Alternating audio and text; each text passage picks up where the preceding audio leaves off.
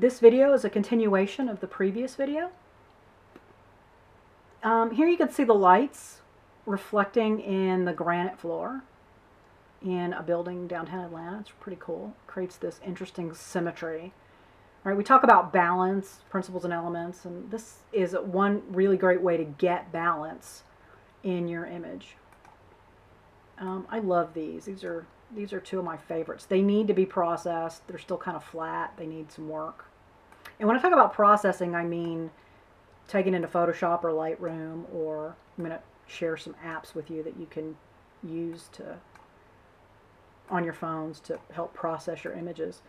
I took a whole bunch, but these two are a pond that overlooks some buildings and got these really great reflections. And there's a person here you can't see. That's why it needs to be processed. The person's right there. Some really, really cool images of reflections in water.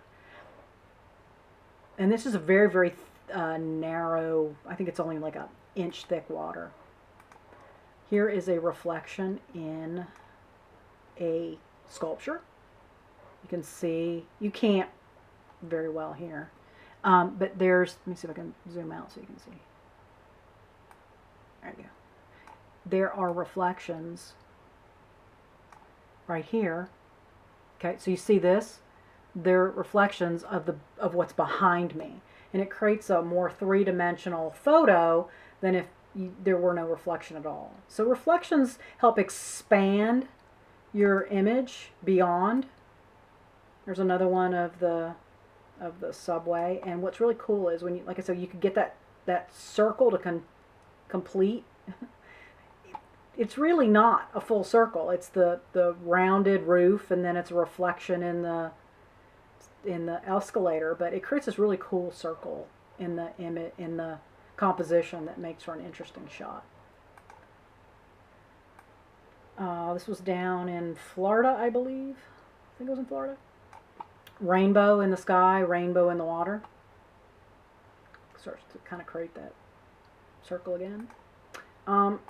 This didn't turn out quite as great as I'd hoped, but what's interesting about this is glass has the reflection, so you could see the rest of the building in the work he was doing, but also you could see the work in his glasses, and it kind of created this really cool effect.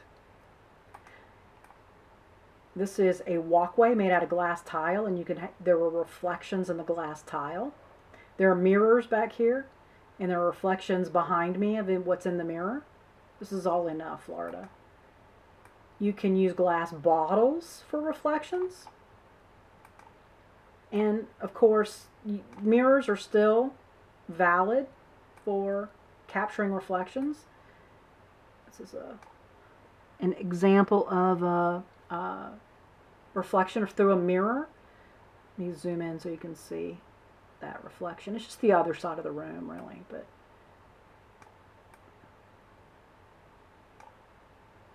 again, just a little bit closer. Oh, well, it's not going to let me get any bigger than that, I don't think. Oh, here we go.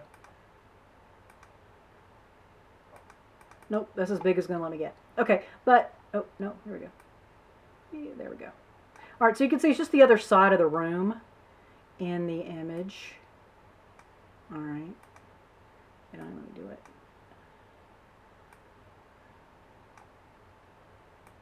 There we go. And it's just the image. This is a cool way to once you get into Photoshop, use Photoshop to maybe put something else in there. And then it creates a more interesting story than just whatever happens to be there. So a lot of really great things you can do with reflections. Create some really interesting shots and get some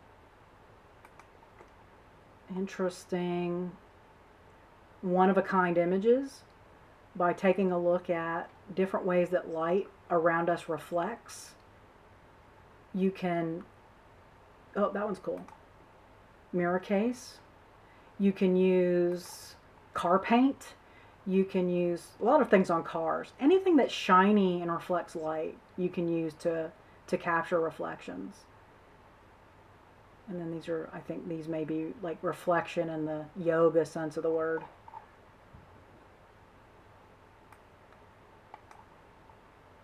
But yeah, back to the beginning.